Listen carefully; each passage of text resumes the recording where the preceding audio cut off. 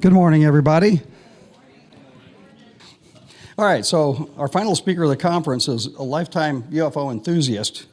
He was captured by the topic at an early age, at age 14 in 1967. So if you want to do the math and see how old he is, he's a little older than me. That's what you'll get out of that. He was fueled by UFO sightings and books, and one of his favorite books, maybe his first book, was Flying Saucers: Serious Business by Frank Edwards. If you've never read that one, it is a classic. His curiosity grew into a lifetime passion. He actively pursued the study of UFOs through the Saucer Scoop magazine, and he corresponded with a lot of prominent figures back in the 60s and 70s, like John Keel. And he started doing research himself, and was looking into, in the 70s, looking into topics like alien contact, missing time, abduction phenomenon, psychic phenomenon associated with UFO encounters. And back then, believe it or not, some of those were taboo topics. Like in the 70s, we were barely talking about the abduction phenomenon, really, okay? And so stuff like psychic phenomenon, interdimensionality, we just didn't even talk about that stuff back then. But people like John Keel were. And so there's some groundbreaking ufologists out there back in the day that were way ahead of their time. So Brent has dedicated himself to the phenomenon and continues through his online magazine, Alternate Perceptions. He's authored books. He's showcased in showcasing his commitment to exploring the complexities of the UFO phenomenon. Join me in welcoming Brent Raynes. All right, thank you very much, Boris. That was, you're welcome. Appreciate it, thank you. All right. Yeah. Hello, everyone. I hope that you've been having a good time here. All right. A few years ago, I was at an author's tent down in Clifton, Tennessee, just a few miles from where my wife and I and family live. And, I sat there and I sold maybe 2 or 3 books. I was the novelist. They did better than I, but anyway, it's all part of the networking process. Sometimes you find people who are interested, sometimes not. But anyway, I've been doing this, to put up the figure, I've been doing this a little over 58 years, since age 14. And yeah, the first book I read, it was fascinating. Police officers, pilots, responsible, credible people who are actually observing anomalous phenomena we call UFOs. Now they call them UAPs, whatever. They're just something very unexplained. And they've been going on for a long time. And who's to say that it's really anything new that started with, back in 1947 with the Kenneth Arnold incident of the Roswell? Because you can go back to all kinds of ancient records of very anomalous phenomena. How about Ezekiel's wheel within the Bible, There was a NASA scientist back in the 70s who wrote a book on Ezekiel's wheel. He compared it to what he thought might have been a spaceship. So anyway, let me see if I get this right. All right, this gentleman right here, Lucius Farish, he was very active in ufology. When I started out as a teenager, he was one of my very first correspondents. And I lived up in Maine at the time, so that makes me a maniac. But I have to live with that. But Lou was very nice to the maniac, and we corresponded, exchanged clippings, stories. Of course, he had a whole lot more information than I did at the time. He was extremely well-versed in everything and wrote all kinds of articles. Every time I picked up a magazine, Fate magazine or Saga magazine out of New York, which put out a UFO report periodical for quite some time, had all the main authors in there who were contributing articles, and Lou's articles were often in there. He especially liked to deal with the airship wave of like 1896, 97, and the Foo Fighters over in the Scandinavian countries back before our wave of sightings here in the United States started. These were strange phenomena back in 1946, where, shortly after World War II, and these people were really upset. There were these cylindrical objects, looks like missiles, but they were coming from all directions, and they would often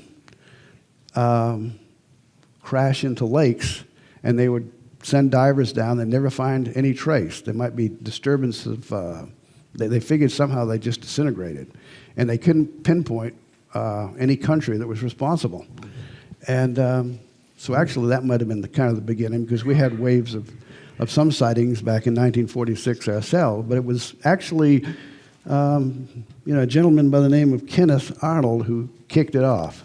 But before I go any further, I'd like to, mention that in the, let's see. Okay. I attended actually this conference. This is my second time. And I decided I wanted to come here, and that's when I met Lou Farsh for the first and last time, and it was a great honor. And my wife and I, my wife Joan's in the back there, we set up a vendor's table, and we had actually my first book, Visitors from Hidden Realms. And then we of course, met a lot of people. I love to network and meet people, and met some of the vendors, and I'd just like to mention that I talked with Forrest back then, Forrest Crawford, and he had spoken then at about 12 of these conferences, and this was in 2007, and I wrote up an article in the May 2007 Alternate Perceptions, and if anybody would like to check it out, apmagazine.info, of course that's Alternate Perceptions, not Associated Press. But apmagazine.info. And also, afterwards, if anybody would like me to put them on, I put out a newsletter thing, archival newsletter each month to let people know what's available in the upcoming issue. So if anybody'd like to get on that subscribers list, doesn't cost anything. Everything's free.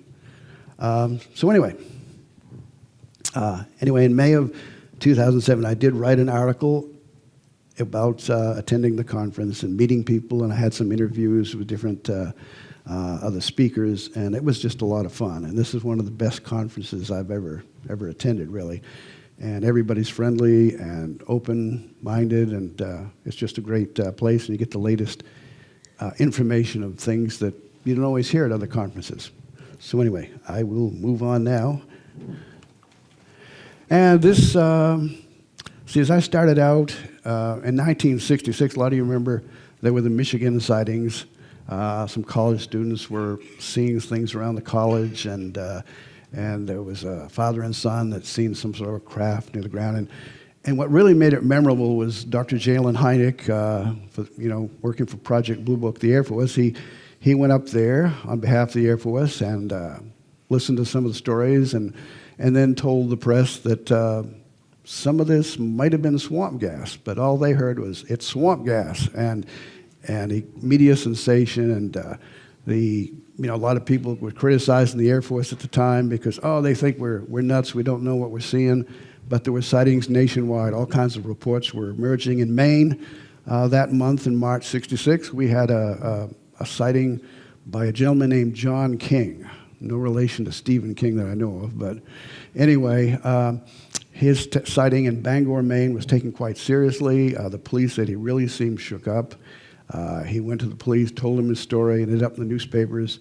He claimed he had seen an object, a metallic-looking object. It was just low over the ground. In fact, he could hear bushes that were scraping on the underside as it moved along. Not far away, because he took his handgun and shot at it, and he heard metallic pings.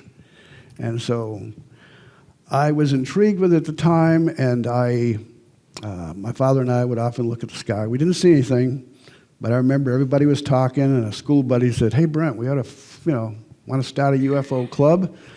And I said, "Nah, that's a waste of time. I mean, somebody's going to figure this out, right?" But then by January 1967, after reading Frank Edwards' Flying Saucer Serious Business, I got hooked, and I decided, okay, I'm going to throw my hat in the ring. So anyway, but this book here, after 2 years of wondering, are they nuts and bolts extraterrestrial craft coming down and being sighted, or is there some other explanation? could the Air Force be right? There are temperature inversions of Venus on the horizon, or is it weather balloons? But it didn't seem so because, you had so many credible reports, and they sure didn't sound like weather balloons and temperature inversions of Venus in all cases, although I had been involved investigating some of those too. But then I was a real go-getter. I was getting books and magazines, everything I get my hands on, and I had a buddy, a high school buddy. We would we'd read some account in a book or a magazine, get a name, location, and back then, you could pick up the phone and you would talk to a real operator. Just had to dial what part of the country they were in, and I didn't think it cost anything, but it might have cost something. My dad got kind of onto me about making long-distance calls. And so I had to go to a payphone to call some people, Wow, that's really interesting. Okay, you've got for another 2 minutes, or you got to put in so many dimes. So anyway, that's how I started out, and it was quite a journey. We could have used the internet back then really bad, but I enjoyed corresponding with people, Lou Farish, and then John Keel come along with some innovative ideas that it took a while for ufology to grab hold of. But as you have listened to previous speakers today over this weekend, you hear talk about holographic realities out of the dimensions, or quantum physics, and the possibility of something else. Now, Keel kind of latched on to the idea early on that they were from a parallel world. He talked about consciousness, the electromagnetic spectrum. He told how they seemed to go in and out of infrared and ultraviolet ends of the spectrum where they were invisible and then suddenly could appear. And he even wrote in 1970 in his book Strange Creatures from Time and Space that he felt that aliens, apparitions, ghosts, whatever, they were a different frame of reference, but the activity, what occurred was very similar, that they could, beings, craft, could go through solid objects. They could appear and disappear right before your eyes. So he felt there was a connection with a lot of things. A lot of things are interconnected that were ignored. And he actually proposed a theory based on what his friend, a British biologist who lived in New Jersey, he was from Scotland, and he was quite popular back in the day in the 50s and 60s. He was often on TV, especially late night shows, talking about zoological things, bringing animals on TV. And but he was also a 14. He was very deep into unexplained. He wrote a book on UFOs. He wrote a book on Bigfoot, one of the early books. And so this man was someone who is, quite well versed, and he and John Keel were buddies. In fact, they were originally going to write a book together on these things. It was called Operation Trojan Horse, and this book really shook up the field because it was such a different narrative than what the mainstream ufology had been delving into at that time. And even it's surprising how many people I didn't expect would like my book, so there I'm autographing. I don't see him out there today, though. And as proof of my early start, this is from 1971, October 71, newspaper in Maine, and I'm reading John Keel's book, Our Haunted Planet. And it's telling about my ambition to trek across the country and look for UFOs, as Keel did. Keel, back in 1966, he, as a journalist who had been writing on all kinds of subjects, always had a passion and interest in unexplained phenomena. And so he decided to go to the Pentagon, did a 2-hour interview with a representative of Project Blue Book of the Air Force, and he was told, "There's nothing to it, Mr. Keel." And his reply was, "Well, I've seen these things myself." So that didn't go too well with the representative there at the Pentagon, but he intended to write a big article on UFOs for Playboy magazine, but Dr. Jalen Hynek beat him to it. But then he decided he had sold a book quite well, a fictional book, and he decided, well, what I'm going to do is I'm going to really delve into the UFO full time, maybe 2 or 3 years, which he had abandoned later because there wasn't really a whole lot of money in it, because that's how he supported himself, was by writing. But during that time, he went through 20 different states and investigated all kinds of people, interviewed witnesses himself, and things he didn't expect, because at the time he was thinking nuts and bolts. And he was, supportive of the idea that they were simply extraterrestrial craft.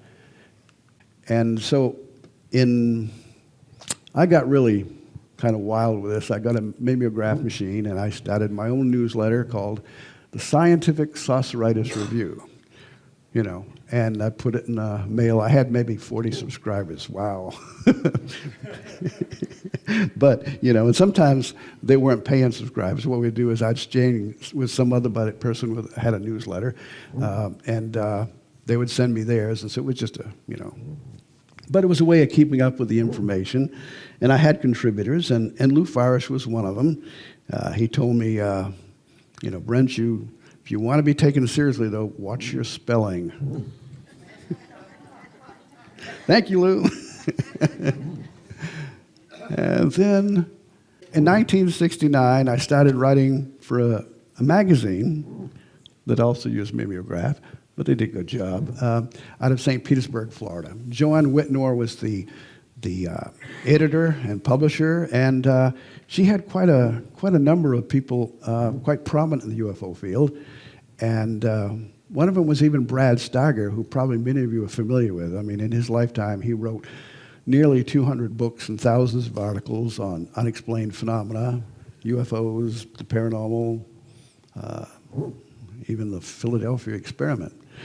And so, and he was a great guy. He wrote actually the introduction, 6-page introduction to my first book, Visitors from Hidden Realms, back in 2004, which I was very grateful for. We can always use a helping hand.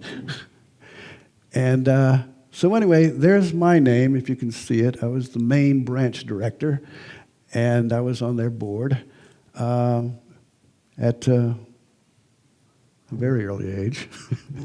But John Keel, well, I had on the screen a while ago, here's the book that I wrote, and he was one of the contributing authors, and his ideas were so interesting about a parallel world maybe, and how this was some sort of intelligence that was not just out there, but right here, and could appear and disappear, And he went around the country, as I say, 20 different states, and one of his favorite spots became Point Pleasant, West Virginia, right along the Ohio River, right next to, Ohio.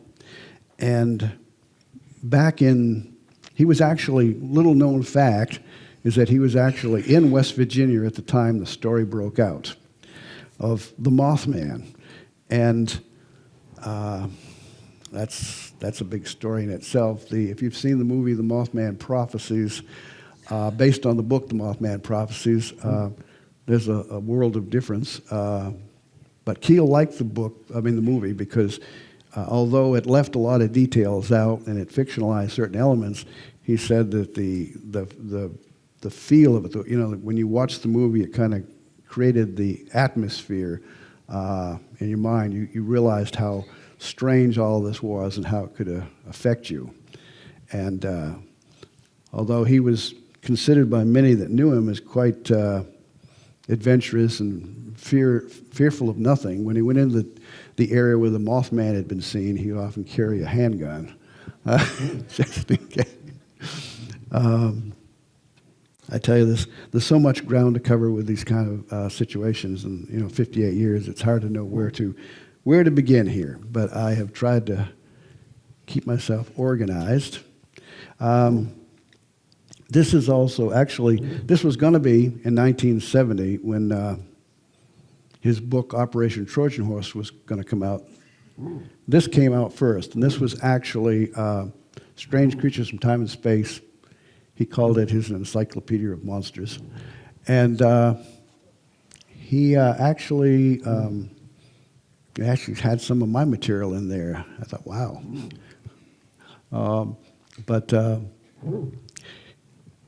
Let's see. He had felt, one of the things he pointed out, he felt that ufology was perhaps better served as a branch of parapsychology, which, there were anomalies of consciousness. There was the physics that was pretty high strange, as Dr. Hynek later would call some of these things. He came up with the term superspectrum. He felt that there was parts of the electromagnetic spectrum that we understood.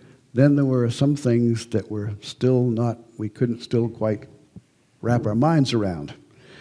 And he would tell his friend, who was also a fellow 14, and they were good buddies, Doug Skinner, who also maintains a website devoted to John Keel that you can go to, johnkeel.net.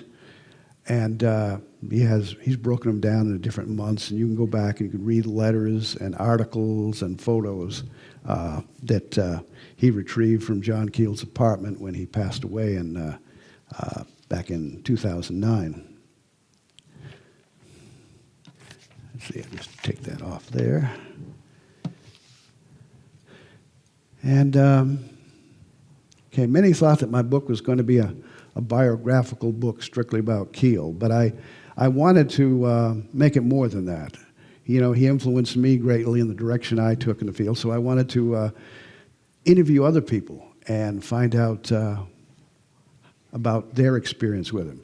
And in particular, I was in touch back about 1978 with an Aki Franzen, a researcher from Stockholm, Sweden, who came over, got in touch with Keel, helped Keel with some articles about Swedish cases, and then he flew over and went to Point Pleasant in 1969 and spent about 4 months going around, met this lady reporter, Mary Heyer, who was covering some of these stories and helping Keel, go to different locations. They would actually go up on hilltops and skywatch and actually see some very strange things, and Keel would actually shine a bright light at it and signal it, and the lights would respond.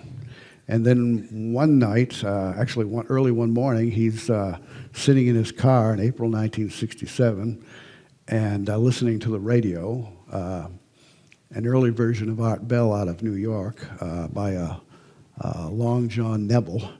And he's eating a candy bar, and all of a sudden, one of these craft-looking things, a saucer with lights on it, comes flying by and lands in a ravine.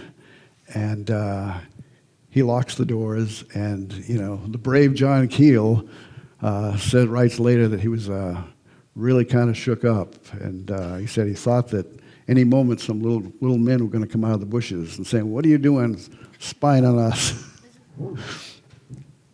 But, anyway, this Franzen from Sweden, he interviewed about 30 witnesses to the Mothman.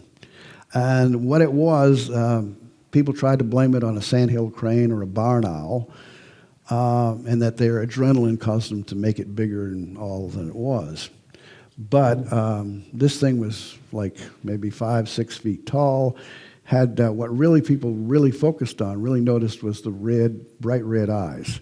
Now, some claimed they were luminous, some claimed it just was like a reflection from car lights or whatever, and there's been debates on that. But whatever it was scary, and most of the people were shook up by the lights.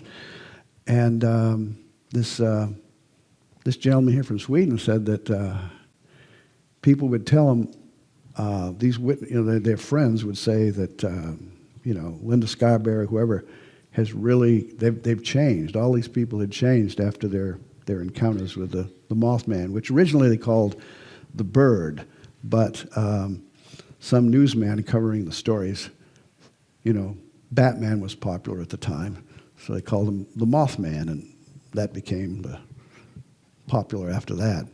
But anyway, So Keel settled in there. I was lucky enough, as I'm working on the book, to find a Daniel Drazen, or Drazen, who had lived in New York and had just seen a UFO himself, and was told, this John Keel gentleman is going to be talking locally. You ought to go attend his talk. And Dan was a young documentary producer. And he talked to Keel, and Keel said, would you like to make a documentary? Come with me down to West Virginia. I'm going to investigate this Mothman. So,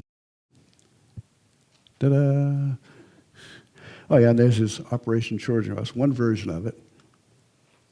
And, I exchanged Anomaly Mag. These were John Keel's newsletters back at the time, so we would exchange those.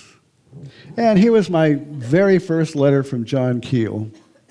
And, he kind of complained about some people, about the immaturity of people in ufology that he often found. He complained about teenage kids in UFO clubs, how they were a problem for him. And so I always tried to write, and make it sound like I was an adult, but I don't think I... But anyway, he liked me anyway. He came to write one time a whole complete typewritten 3-page letter, and I thought, wow, So this was an early letter. He mentioned sauceritis at the top. Oh yeah, and it was sauceritis, not like a disease. It wasn't like saucer writers, like some people thought I was saying. I had seen I was going through microfiche in a newspaper office, and going back to 1947 and 1896, getting some of these early reports of strange things in the sky, and there was some psychologist talking about these people they're having delusions. They're suffering from sauceritis, and I thought that's what I'm going to use for a title. When you're a teenager, you just go for it. And that's John Keel on the left. Years later, he's a little older, and that's Tim Beckley, who people called Mr. UFO. He was a book publisher. He wrote quite a number of books. In fact, I wrote some chapters for different books that he put out. He would invite other authors to contribute to whatever narrative he was putting out there at the time. And so anyway, and that's a plastic rubber, that is, a rubber frog. I probably should explain, I said Keel was a 14. 14 is named after Charles Fort, who back in like the 1920s wrote some books on strange phenomena. And one of them was Sky Falls, where out of a clear sky sometimes fish and frogs and things would fall, and sometimes big chunks of ice, and sometimes some smelly meat. And, it was kind of strange. And here's an interview that Tim Beckley did back in the 80s with John Keel, and that's when I learned that Keel had had a background already before he even began studying the UFO phenomenon. I think it was easier for him to kind of switch gears when he was traveling around in different places and hearing about someone sees a UFO and suddenly they have a poltergeist activity in their home. They're seeing these shadow figures. They're having suddenly their psychic sensitivity hits them, and they're changing. They're going to go in these consciousness changes. And what happened with him as a child living in New York State is that, as he described in this interview, he had, for example, at age 7, his stepdad and his mom were driving through a small town up in New York, and there's a bright light up on a hill, and it's brilliant, and they're thinking a barn is on fire or something. But suddenly, it rises up, and it's a big round sphere, and it comes up in the air and then takes off. And so that was Keel's first experience with a UFO, although later when he was doing some globetrotting and he was over in Egypt, up in the upper Nile at a dam site, and he saw a domed, disc-shaped classic saucer hovering there over the dam and then took off. So he'd already had 2 sightings, and of course the one in West Virginia was the third. But also, when he was 10 years old, he heard about some of the neighbors, the farmers, were seeing a gorilla running back and forth across the road. And they, the farmers took out their rifles and started looking for it, going out in the fields and the forest. And it stopped happening, because years later, they realized, oh, there's this thing called Bigfoot. They never did find the gorilla. And as often happens, they appear, and then whether they're migrating through or in and out of dimensions. And so, in fact, a researcher named Tim Renner put out a great book of all kinds of gorilla sightings back in the 1800s and into the early 1900s in Pennsylvania and New York. So find out it's really not uncommon that these elusive gorillas were running around. And one of the other things, he had a poltergeist. They had a poltergeist in the farmhouse where he lived, and would rap on his wall, and he'd rap back trying to communicate with him. And but then I'm going to say it was age 17. He had been writing for a local newspaper in his hometown, and he had telling about local things and his ideas, interests, and it was kind of a humorous column. We call it Scraping the Keel, and it was a weekly column, and he got $2 for each article, so he decided this is what I wanted to do. I know he thought he was going to make big money, but he was definitely scraping the keel at some points. And so at age 17, with 75 cents in his pocket, he hitchhiked for 2 days to get to New York City, and started writing for a poetry magazine, writing little jingles for radio stations, and worked his way up to becoming a writer like he wanted to be. And of course, this is the guy that some said started the flying saucer craze. June 24th, 1947. This is Kenneth Arnold, an Idaho businessman who had a plane, and he was flying this day on June 24th, 47, above Washington State near Mount Rainier, when he saw these 9 objects moving at high speed. And this, when he got down, he told a reporter what had happened, and this became really sensational news. He said, like a saucer, they skipped over, skipping across the water. This is how they went. And somebody just told me that back then, the skeet shooting, that they used to call them flying saucers. And so flying saucers, skipping across what? But actually, they really weren't saucers. But that took hold, and everybody just started calling them flying saucers. And some of them were saucer-shaped, but really not what he had seen. And what had happened years later, well, actually, there was 2 things that really came to my attention. Greg Long wrote an article where he interviewed Arnold before he passed away years later, back in the 80s. It was in the MUFON UFO Journal. If anybody wants to have a copy or know more about it, I'd have to look it up. But he did an in-depth interview with him, and it turns out, plus his daughter, Kim Arnold, has in recent years also revealed details. Arnold never really thought that they were exactly what ufology, mainstream ufology, thought. He felt they were a part of something to do with the afterlife, because after that experience, he had more experiences. In fact, soon afterwards, they had a ball of light that came into their home. And first it appeared in the oldest daughter's room, and then it went down the hall, and it went into Kenneth Arnold's bedroom, as well as, his wife was there. And he saw this ball of light, and he didn't know what to make of it. He got down on his hands and knees and started praying and saying the Lord's Prayer.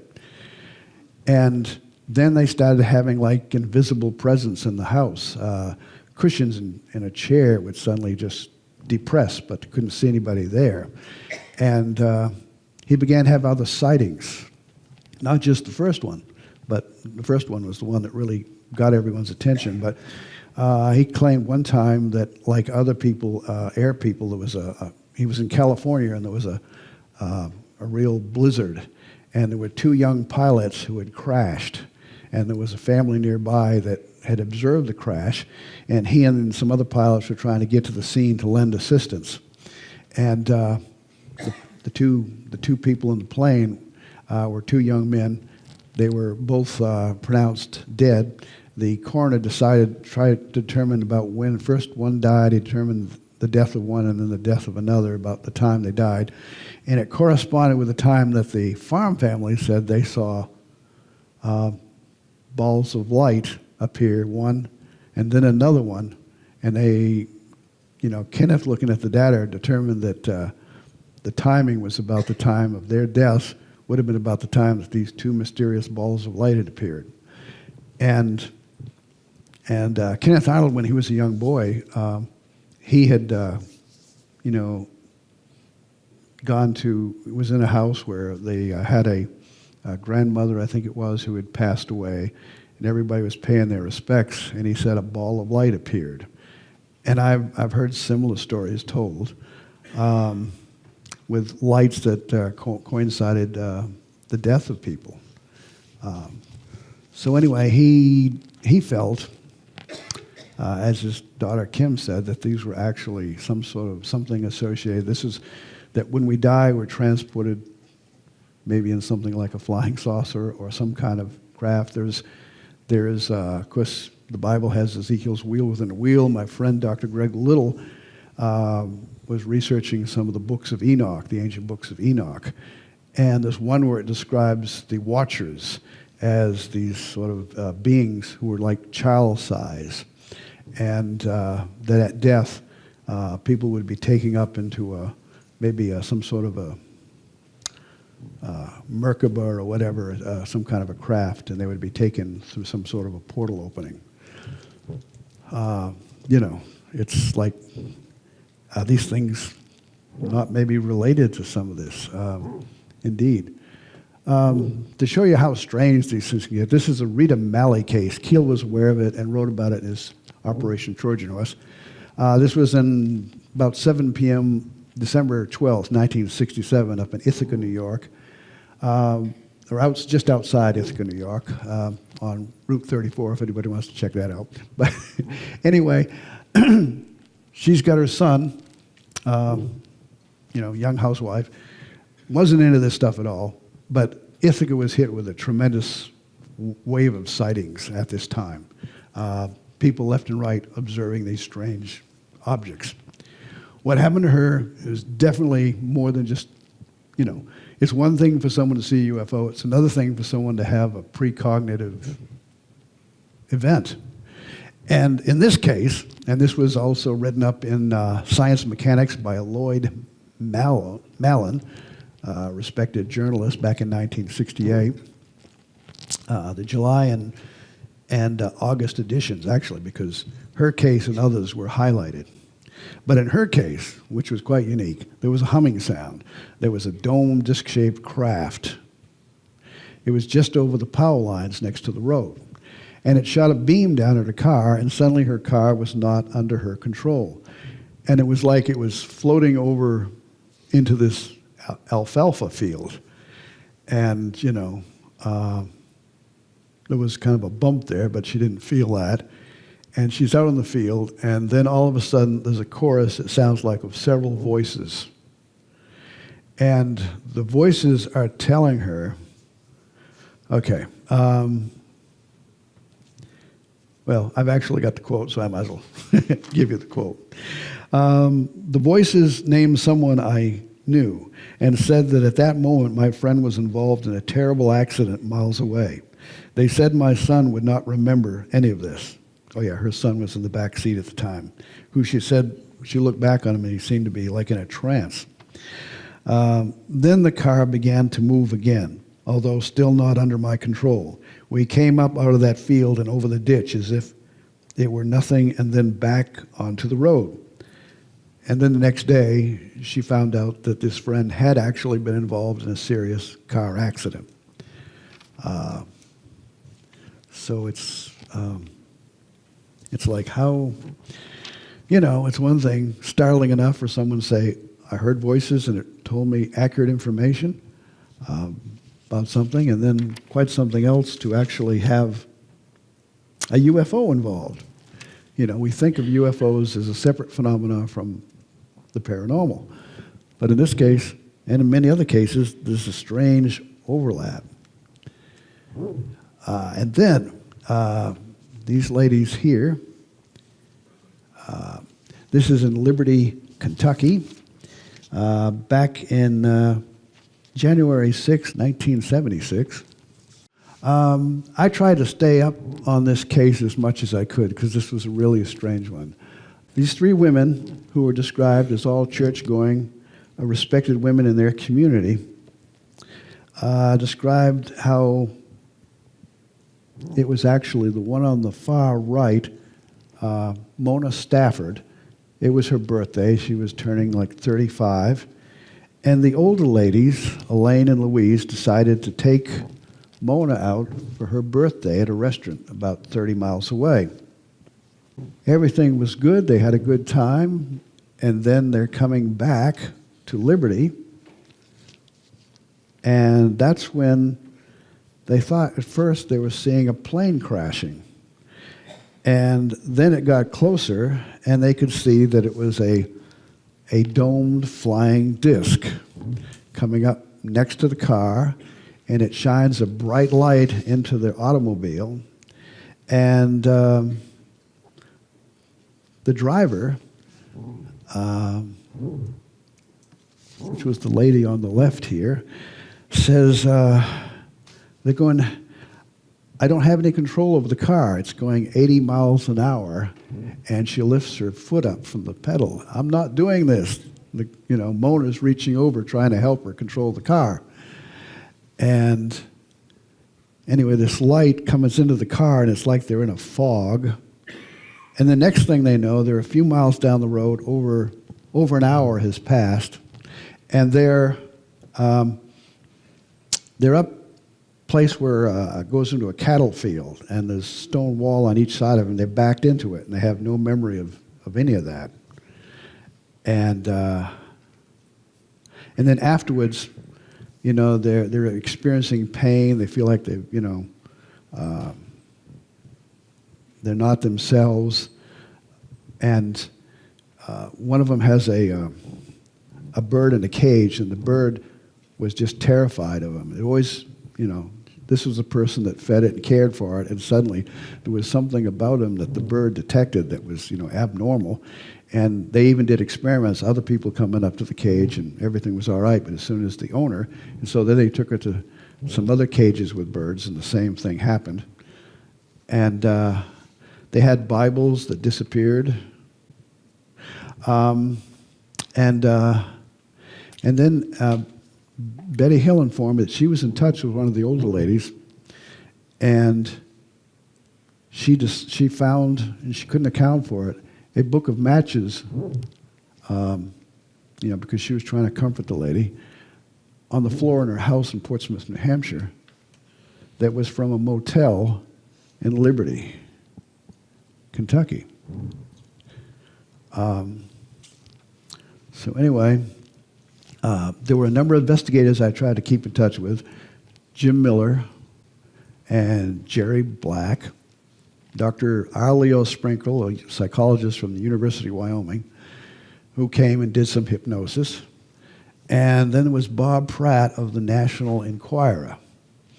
Now, he was a serious investigator, even though the idea of someone from the National Enquirer might kind of not sound right. But the National Enquirer actually took the UFO subject quite seriously, although maybe some other things not so seriously. But anyway, one of the things I stopped in Liberty, Kentucky myself one time coming down from Ohio on the way to Tennessee, and I pulled off and went in there, and I met Mona Stafford's mother. She worked at a hardware store, and And she described all the kind of strange things that were happening and how disturbed everyone was from the experience. And then later I did get a letter from Mona herself. And she had already been through the ringer, and she told me about how this apparition had appeared in her home, and the doors were locked. There was no explaining it to her. And Jim Miller wrote this report, which I will share. Because this kind of effect is, with these eyes has happened in other cases. Quote, the story behind the face started January 9th. Mona Stafford would close her eyes to go to sleep, and with her eyes closed, one eye appeared. It looked like an ordinary eye, but it would scare her, so she would open her eyes quickly. July 7th was the first time that she saw two eyes. They also appeared as she closed her eyes when she was about to go to sleep. Then the night of July 19th, Mona had been watching television, and the last program went off the air. Mona sat staring at the snowy pattern when she felt as if someone was looking at her. She turned and saw a man's face with bright red hair and red beard about 5 feet away looking at her. She turned away, afraid to look again. She felt as if the man wanted her to look again. This time, as she turned and saw it, she jumped up and the being vanished. And when the investigators came to Point Pleasant, there was Dr. Sprinkle, and there was Jerry Black, Jim Miller, and Bob Pratt from the National Enquirer. And I talked to Bob about this case and many others that he'd been involved with. He was originally a hard-bitten skeptic on UFOs. He had worked as an editor of a newspaper, I think, in Virginia for about 7 years, and every time a UFO report came through the teletype, he would tear it up or crumble it up and throw it in the trash. Because he'd always felt that if there was enough information, you could solve the case. But when he went to work for the National Enquirer, they assigned him to the UFO desk, and he thought, oh, heck, oh, well, it's a job. And they sent him out on a case, and there were multiple witnesses. I think it was in Michigan, and he said, I couldn't solve it. And I met him just a few months after he had come to this realization. And he would call me periodically because, his job now was to find out if anyone's having any reports that, we can come up and investigate, because he was in my area because I was investigating what we thought might have been kind of an abduction type event. So this is quite a story here. This is one that Bob Pratt from the National Enquirer became highly involved with. He authored a book on Brazilian UFOs called UFO Danger Zone. So there are cases where it's scary, it can be disruptive, although he admitted most of the cases in Brazil were not like this, but they were actually quite just plain old observations. No one was hurt, no one was injured, no one was, that terrified. But there were cases where people were just like attacked by craft and beings. Now, however, in this case here, there was a different story. Now, let me introduce. To the right is Cynthia Newby Luce. She has a master's degree in experimental psychology and anthropology. She was an American who went to Brazil, spent many years there. She lived in an isolated mountain village in northwest of Rio de Janeiro. And in the middle is Denise Uchoa Slater, who was the daughter of a famous general in Brazil named Alfredo Moacir Uchoa. And General Uchoa, besides being a military general, he was also a parapsychologist. And then in 1968, he and his son Paulo, who was also in the military, investigated UFOs around Alexandria. Let's see. Let's just say near Brasilia, which is the capital of Brazil. But it was actually outside of Brasilia, and he had a farm there, and they would go and they would see lots of UFOs. And one time, General Yachoa actually had an encounter with a being that appeared before him. And he began to develop telepathic communication. So here we had a famous general who was suddenly a contactee. And Denise shared with me stories of how she had sightings as a young child, in which her father, her grandfather would actually communicate with the intelligence. And he always warned her, there are good and there are bad. And so I'm going to kind of skip through some of the details, but in this particular instance, Bob had come across some cases where there were serious injuries reported from encounters with UFOs. But Denise in the middle said, Bob, there are some cases where there's one case that they healed someone. They would have died otherwise. And he was quite interested in that. And so here's that story. What had happened, this lady here on the left should have died when she was very young. She worked for the Yachoa family. They helped pay for her education and took care of her. She became like part of the family. General Yachoa he had psychic abilities from quite an early age, reason he was interested in parapsychology, spirit beings, and so on. And then he had communication with the alien intelligence. Again, the UFO psychic thing in hand. But he got upset that she was given a diagnosis that was going to kill her. She had lived, as many poor people at the time in Brazil, in these little huts that were made of clay, and in the clay there was a beetle bug that often would come out, and it could bite someone, and it could infect them, and their heart would enlarge, and eventually, after a few years, it would cause their death, and they had no cure for it. And so General Yachoa, she got to the point where she was hospitalized and only had a few days, and he got upset and said, look, if you guys can't do anything to help her, because he felt that they could. He said, you have this great technology. I've seen your craft. I've seen the kind of things that you're capable of. You have mental telepathy, able to do all sorts of miraculous things. If you can't heal her, then I'm out of the program. So he claimed that he received the message that they would.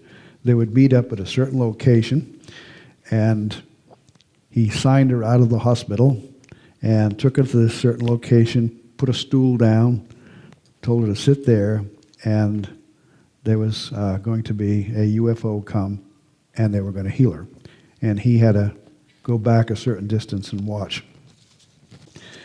So what happened is he told her there was no reason to be afraid, and told her this light would come down. And suddenly there was a blue light, and there was a voice, told her to raise her left arm, and then she felt like an injection there and in the left side of her neck. It was very painful, but afterwards, she was in the clear. The doctors were amazed. They were going to drain the fluid that they felt was still around, her heart. It wasn't there. So since then, she lived a long, mature life. She had 2 sons who were good citizens in the military. And so Denise's father went ahead and took Bernadette, and they went to this military hospital that she had been in.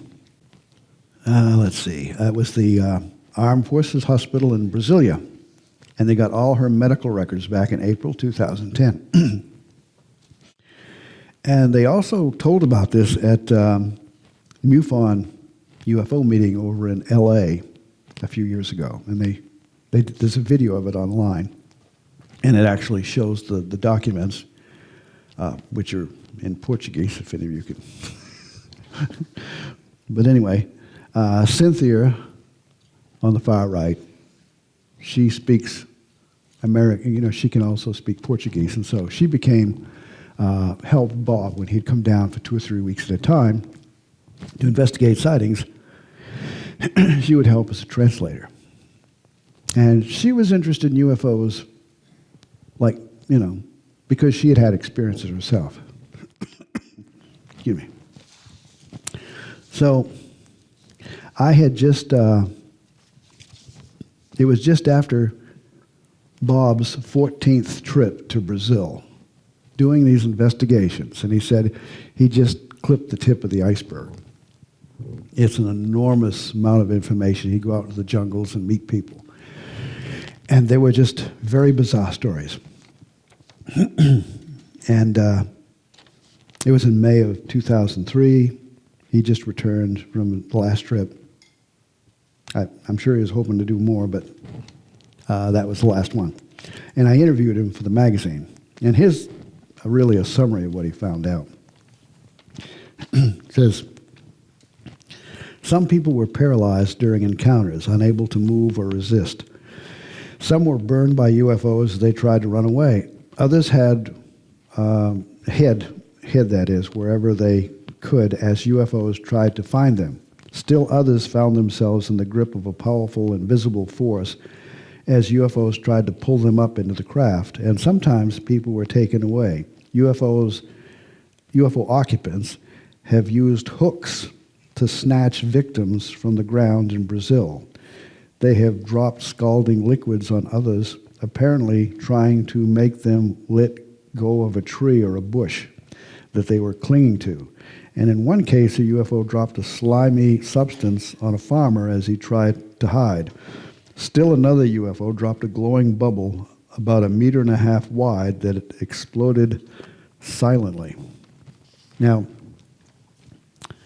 in the face of a man and his wife riding on a motorcycle.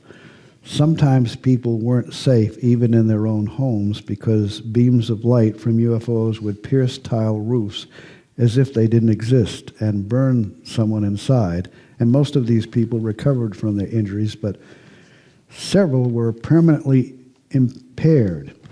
I have also investigated a few cases in which victims died during or after an encounter.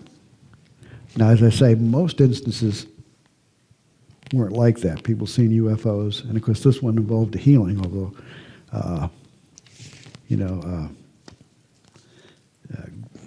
this General Mature had to kind of force the issue. But there are a good number of positive cases of encounters. What I'm wondering, too, is, though, the dark element, if maybe some of this goes back to a belief, or they drew in some negative energies from, like, for example, there was the island of Claris at the mouth of the Amazon River in Brazil. There was a massive wave in 1977 and 1978 in that area, surrounding area, and on the island. But on the island in particular, there was attacks. There were about 40 people on the island who had gone to this lady doctor reporting that they'd been struck by this beam, and they talked about the chupa. Now, to them, the chupa was a part of a very old belief they had in a being that would drain one's energy and also would take their blood, kind of like a vampire of sorts. So, and what she had was 40 patients. At first, the first 2 patients, she thought, oh, this is just all part of some superstition, the chupa, or the chupa chupa. But the reports became quite numerous. There were ages 18 to 50. The encounters had these burns like around the chest. First, it was like a sunburn with like 2 puncture marks close together. And they would say that a white beam of light had struck their chest, and then it would sort of move away instead of just being extinguished immediately. The beam would zip back from them. And for about a week, these people had suffered from headaches, trembling, dizziness, red blood cell levels had dropped. But after about 7 days, they were normal. However, out of these 40 people, there were 2 who died. One woman died of a heart attack, which I imagine that would be pretty frightening indeed. And there was a fisherman who died the same day as he was burned. And it was reported the Brazilian Air Force would not allow an autopsy of the man. And let's see, the doctor herself, who was skeptical initially, tried to help her patients as best she could, not familiar with anything like this. And then in November 1977, she described to both Bob Pratt and also Jacques Vallée, the French scientist who wrote in Confrontations, how he went down. He made about 4 trips to Brazil himself. And he went on the island, talked to the doctor, and both of them describe how in November 1977, one day she steps out of her office, and there's a cylindrical object just over the main street, very low. And she says people were yelling for her to, it says people were shouting at me to run, but I didn't. I was too fascinated. And she watched this thing, I think, for about 10 minutes. Said it sort of danced in the air. And what's interesting is Jacques Vallée reported that some American firm was reported to have come in and bought all the negatives of the objects. Said someone in America has the proof that these objects were there. There was a military presence, and I read one report where they actually were reporting to General Ochoa, who was a prominent military figure and also a contactee. I mean, what unique situation. And I never was able to find out any more details about the American firm. I even asked Valley in an interview I did with him. But he was also aware of the many positive and spiritual elements, but this was quite unusual. And he said it almost sounded like some military was testing something in Brazil, but a lot of the reports he had of these encounters seemed to contradict that. So what was going on? Was And I was advised by one Brazilian investigator as well as Cynthia about the details. And Bob and her had also interviewed a gentleman who had been grappled by some hooks and was being pulled up into a craft. And there was like this woman on board the craft, as I recall, who was saying, "Oh, we have old man," or something. And he managed to kick the side, and he fell. Meanwhile, his wife's brother heard him screaming and opened the window, which was slats of wood, and saw him way up in the air dangling from this cone-shaped craft from the underside.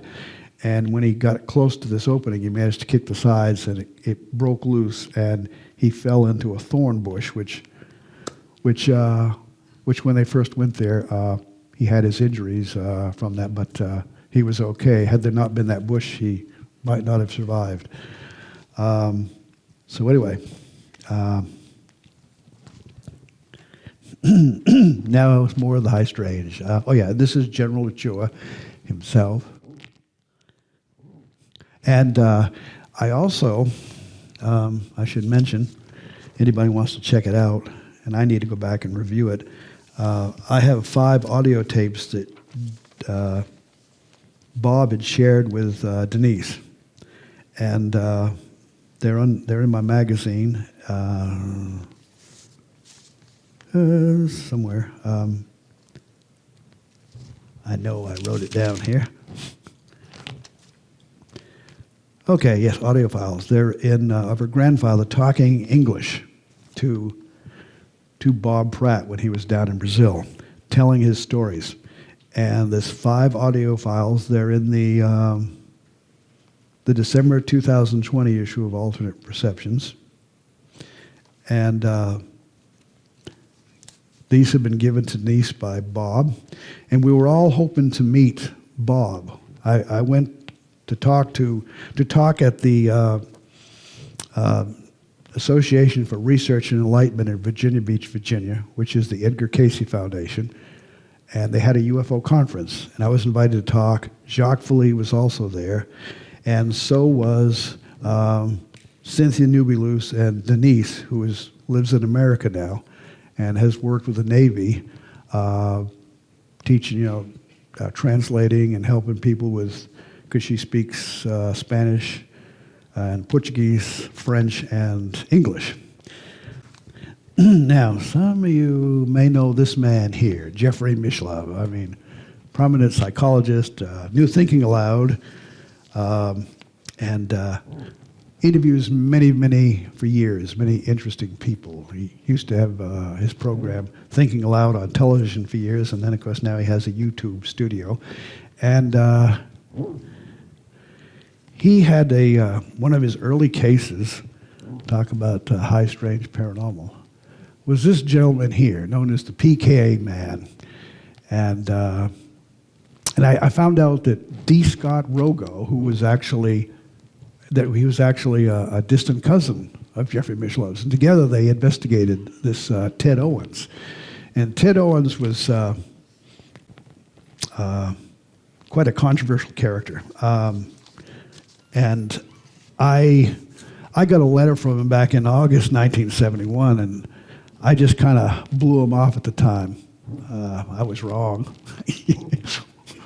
But, he sounded so egotistical, which kind of, he wrote to me, he had Apache blood, and he was, some years back, he was the best knife thrower in the world.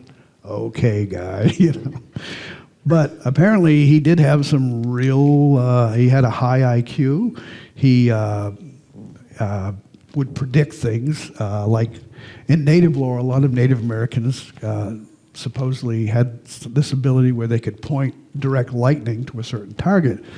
And he has lots of testimony, he gathered lots of testimony, and there were people who described how they were with Ted Owens, and he said, I'm going to direct a lightning strike to that church steeple. And in this town, that was the only place that they saw the lightning strike. He made many extraordinary claims.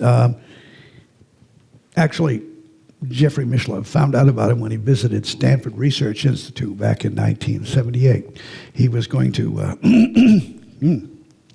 get that frog out of my throat. Let Keela and Tim Beckley have that. Anyway, they were going to teach him some of the techniques for remote viewing that were under study at that time. And they said, look, we already have a very controversial psychokinetic remote viewing subject, Uri Geller, the whole UFO thing. And so we know he has abilities. He gave us a prediction that came true. He ended a drought. And they said, congratulations, you actually forecast it. He said, I caused it.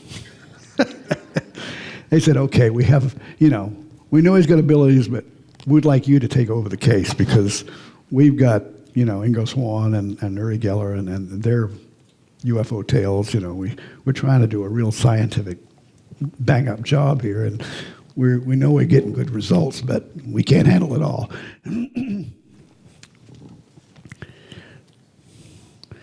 And there were times that Jeff Mishlove was, he found him, wow, this is a challenging guy. He claimed he was like the ambassador. He was sort of like Moses. He was the one the space people, space intelligence were going to communicate with, and they needed the government to pay attention. And so then, December 1985, Jeffrey Mishlove, I did an interview with him about this, and Uri Geller too. He says, it shook him to his bones, he said. This one incident, he got a phone call from Ted, and he said that Ted said, "This is the most important call you will ever receive. The SIs, Space Intelligences, really mean business. They will destroy the shuttle. It's up to you to prevent it." Jeffrey Mitchell was like, "What the heck can I do about this?" NASA ain't going to listen to me. So anyway, but then he said, he's hoping, okay, hopefully that's just, nothing to pay attention to. But then on January 28th, 1986, the Challenger exploded 73 seconds into its flight. The crew of 7 were lost, and it was the first fatal accident in American spacecraft flight here in America. The verdict was hot gases from O-rings and 2 solid rocket booster segments had ignited. And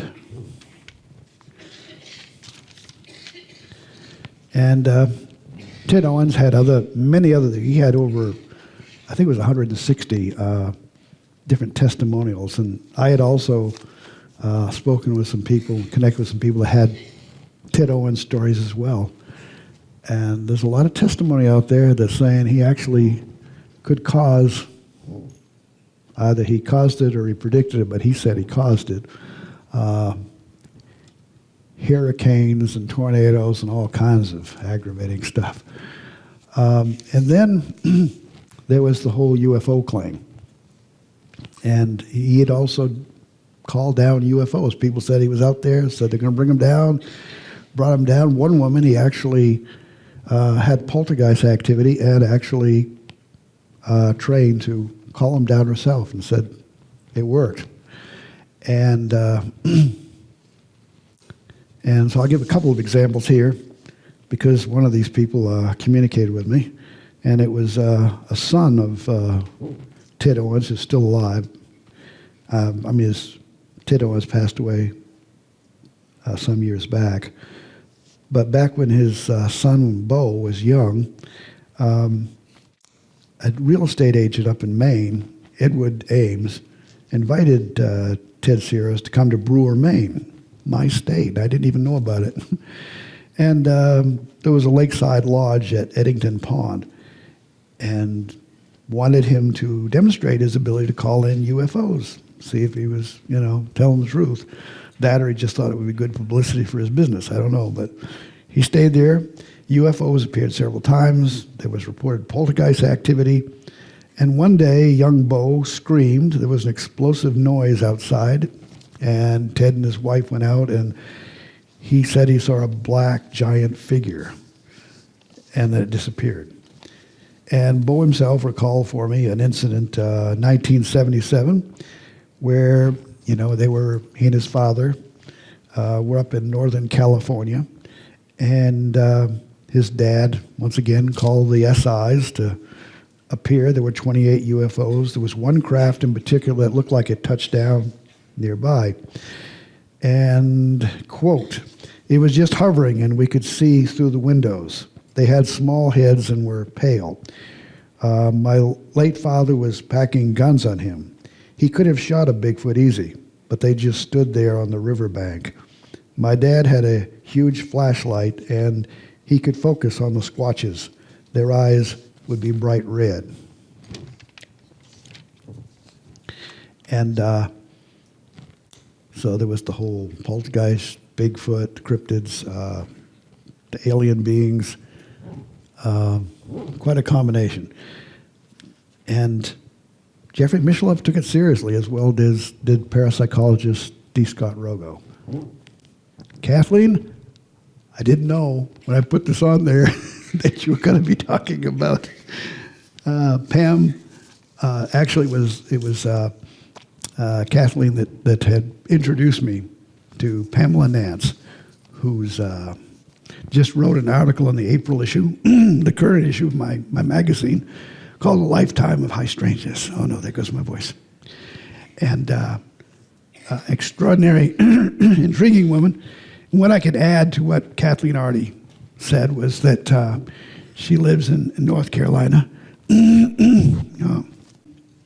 Okay, she grew up in a cabin near, log cabin that goes back to the 1850s. And it's near a place called Pilot Mountain, considered sacred by the Sora Native Americans.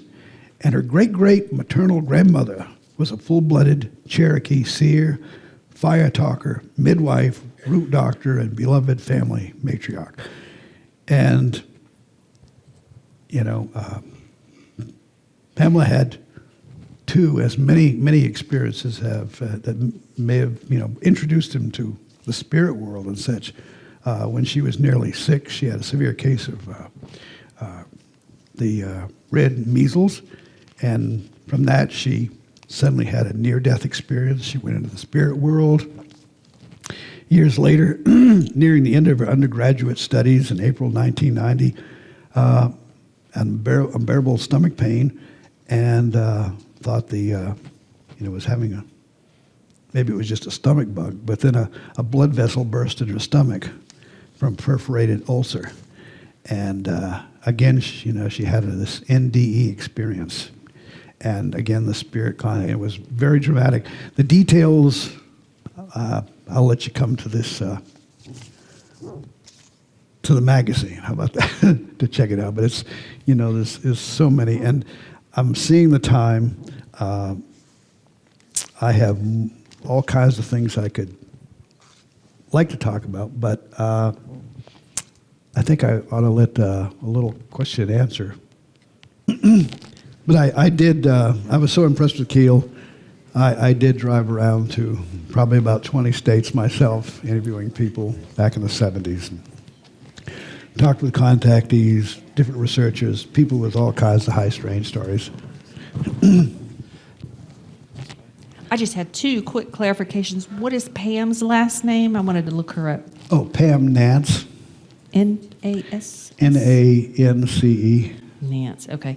And then you mentioned a documentary by Daniel Drayson, or Dressen? Yeah, Drayson. What was that the Mothman Prophecies document, or well, documentary, I mean? He's, Dan Draysen's actually mentioned in the Mothman Prophecies by Keel. And I didn't know about, and I was always on the lookout for him because I didn't know whatever happened to him. He was in New York. Now he's in California. But it was Nancy Talbot, a lady who investigated crop circles, who who appeared on her website one day, a Dan Drazen over in the Netherlands, who was interviewing one of her subjects who was supposed to be a psychic medium and produce images on photographs. And he was there as a documentary producer. And I thought, I wonder if it's the same guy. So I wrote to her and asked her. She said, I don't know. Here's his email. Write him. And so we connected, and I've done a YouTube interview with him, and Jeff Mishlove has interviewed him, and he's got a book out, came out a year ago, I think, about his, interest in the paranormal stuff, and he's produced a thing called Calling Earth about EVPs and images of spirits coming on TVs and stuff. So I don't remember the name of his book, but yeah, it's Dan Drazen, Drasin. Okay, thank you. No problem. Yes, ma'am. What's the name of the magazine? Oh, okay. It's Alternate Perceptions. Alternate Perceptions. Uh-huh. Hello. So, about your story about the orbs and stuff after a couple people passed away, it kind of reminded me of this one phenomenon called the Gurdon Light. Do you have any, have you ever researched anything about the Gurdon Light? The what light now? Oh, the Gurdon Light. It's like this light that appears around the railroad track in Gurdon. In Arkansas? Yes, sir. I hadn't. I'm interested in those things. In fact, right now, my wife and I have been going down to a site near where we live in Waynesboro, Tennessee. It's about 35 miles south of us in a little town called Cloverdale, Alabama. And for years, they've been seeing lights in the area. I know a Greg Keaton and a Wyatt Cox who have been studying these spook lights since 1977, and they've taken pictures of them and so on. But every time I went down there, I never really saw anything. But in the last year, the activity has increased. My wife and I were down there, and one night saw 27 of these lights in less than an hour. And we just had a physicist come with some very expensive high-tech camera equipment to look into the spectrum, because he says if you can tell the spectrum, then you have their fingerprint. You can tell what they are. So we're hoping that with his $50,000 video camera, we can tell something about it. But yeah, they had also seen one time, Greg and Wyatt, years ago, they put up their camera equipment, and suddenly there was a train coming, and Wyatt said, "Well, at least we can see this a light, a train," joking about it. And then one of the lights appeared, a sphere of luminous sphere appeared about 30 feet over the train track. The train came under it, and then the sphere seemed to lock onto it, and it went along with the train. And I don't know, there's been some very interesting. One night when we were down there seeing lights in August, in the morning, the owner of the property we were on said he saw a pastel blue light, a little over a foot in diameter, going by his house, maybe 150 feet distance. And it was a little over a foot in diameter, and it was just moving a few feet off the ground. It got up to the road and then went out, and he lost sight of it. So, yeah, I'm interested in those lights. Some of them just appear to be some kind of gases, but then some of them appear to have some kind of intelligence. So it's an area to explore and study. Thank you, sir. Okay, you're welcome. Hi, I'm Holly. I had a quick question. My question is, so when I look at the bigger picture, looking at from a bigger scale, like where it goes big to small, and I get really concerned in this one area. Let me go back. So when I looked at what happened at the Palisades, where Project Bluebeam has been responsible for this thing. It really disturbed me when I found this out. I found out following two people's channels that physically drove their cars and went to the Palisades, looked into the neighborhoods, and they said, wow, there's a whole neighborhood of houses burnt down, and there's a single house in this neighborhood not burnt down. It was in several areas, 10 to 15 different areas where you saw something like that, and they physically drove there. What they found out was this. They found out that one guy who was a retired electrical engineer, he actually had a chain around his electrical box versus everyone else had a smart meter on their houses. And so if our own government is playing with alien technology and now targeting the public to the extent that even the rich people get these very specific blue tinted tarps to go on their roofs so that when this beam goes over, they're not affected. I mean, I'm thinking Old Testament that the color was red back then, people. Now it's blue. It's history repeating itself. What are we supposed to do as normal citizens to protect ourselves if they're not even going to allow us to get those smart meters off of our houses learning these kind of truths? I don't know anything about this part, but hey, John Keel put on his business card. He was a journalist and a photographer and not an authority on anything, but I'm always open to learn more and hear more. I mean, I've been studying a lot of anomalous stuff. When you accept that, yes, there's other life out there. In my belief, every planet in the solar system is inhabited. If you've actually ever read the Bible, it tells you this in every book of the prophets, just saying. But so then when you look at our government and our country, okay, so yes, there's aliens, there's life on other planets. We accept that. They're about to disclose that. 15 years ago, the French, the Belgian Republic, Mexico, and Argentina already did that. And so I'm sitting there going, oh my God, America is like almost 2 decades late, and this is nothing new. And so how can we speed up that process to get that information out to the Americans so that they're not furtherly deceived and, I guess, targeted for not being good enough? I haven't figured that, like what's the TARP deal about? Like, why are those people allowed to have them on their houses? Does that make sense? They weren't wrong, Well, let me ask you this, because I don't know. But anybody that's interested, what would be your source to go to? Is there a site online or? Oh yes, it's on YouTube. The direct source. I can give it to you after the show. It's on my iPad. Okay. Well, I was hoping you'd remember here where the whole audience could. There's also one of the best pieces of evidence, if anybody wants to look at, is called "Shield of the Sun," and you'll see it'll all capitals and say "mirrored shield of the sun," and it's also sourced under "Aliens Are from Hell." It's really hard to find. It's been on there for about 25 years. I saw it first when I was 11 years old, and it has the most profound piece of evidence when it comes to aliens, spacecraft, and visual evidence of what's really on the moon. That's what's been really exciting for me to see. He also explains when you see those orbs and what they call IAPs, something like that. they have a new term for it. UAPs, yeah. Yeah, UAPs. Well, so if we're a galactic entity and we live on this planet, something that comes from another planet, it's going to come in a normal fashion. We're going to see it coming before it gets here. It'll come down and land, and our government would talk with it. That's not what a lot of these entities are doing. They're kind of just randomly coming through portals and then coming out of it in some craft or some form in a way. Okay.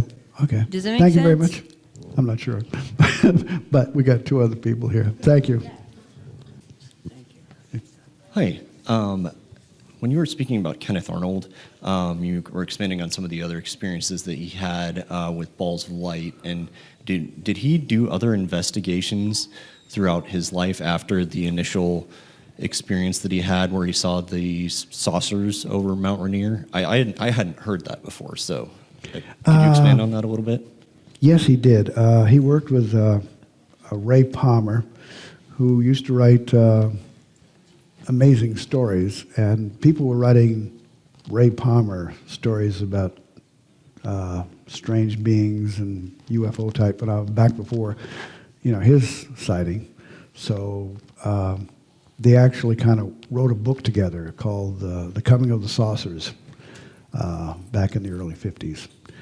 And after, anyway, he did investigate. I think I just learned something online that he may have written a book that was on some of the stuff. But anyway, he did get very involved. He looked at synchronicities. He looked at paranormal components and things, and he had his own belief that ran counter to the mainstream.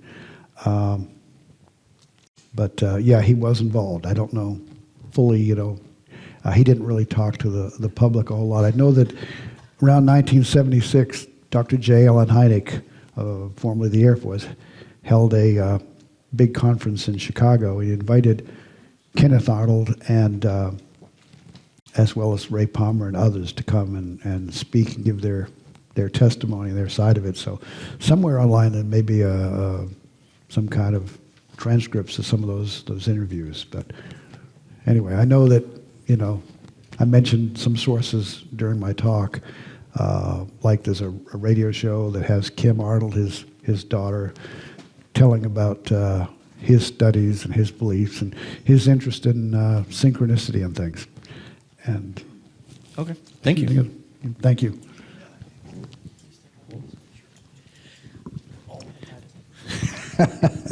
Uh-oh. Hey, I really enjoyed John Keel. I read a couple of his books. I had his Haunted Planet. And, it all this ties in, because he tied in with, he has, the metaphysical and the paraphysical with the regular nuts and bolts UFOs, because I'm interested in all of it. But there's one thing I kind of want to say, with lady before said, I know who the son of Shield is. He was on YouTube, and he's kind of a fundamentalist guy, and I wanted to debunk him a little, but he was saying that demons caused the World Trade Center, flew into the World Trade Center. And that's ridiculous. And so I kind of think that, that's not real journalism or really real research there. Right. So I know who this guy is, because he's kind of a Christian fundamentalist dude. So, that's what I wanted to say. Okay. And well, thank you very much. I appreciate it. No problem. Try to let everybody have Get out of here, their Steve. point of view. All right. All right. Well, I guess that's it. My time is up. Thank you very much.